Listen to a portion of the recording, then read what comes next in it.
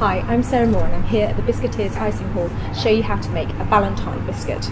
They're a really great thing to make at this time of year and you don't need much equipment to get started. There are two main types of icing that we use to ice a biscuit like this. The first one is for doing the outlines, and it's a thick toothpaste type consistency icing we put into piping bags. In our icing kits we have little paper versions of the bags which are great for adding detail and for doing these fine lines, but because we ice a huge amount here, we use these enormous plastic ones at Biscuiteers. The other type of icing is a flooding icing, and it flows much more easily and spreads out. The first thing we need to do is to ice a trail around the outside of the biscuit, which is a sort of wall of icing that stops the runny icing from flowing off the edge of the biscuit.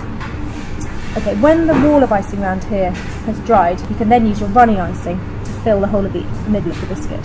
The trick with the runny icing, because you're going to add spots to it afterwards, is not to overfill the middle.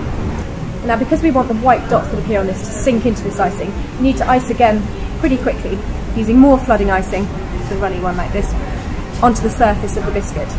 If you use runny icing on top of runny icing when they're both still wet, then the dots will mould into the bottom layer of icing, a single surface of colour. Now, the final stage for your Valentine's biscuit is if you want to personalise it. You need to wait, either pop the biscuit into a very low oven or just let it dry naturally for half an hour or so until the surface of the biscuit and this layer of icing is completely dry. Now, if you're not very confident, you can practice first of all. Either print some text out and just ice over the top of it to get an idea of the text, or you can just practice what you're going to write. Okay, so who's not going to be pleased to get one of those for Valentine's Day? Now, if you want to, if you can find a little box like this, that's great. If not, just wrap it in tissue paper and make sure that it's well looked after until it reaches your loved one.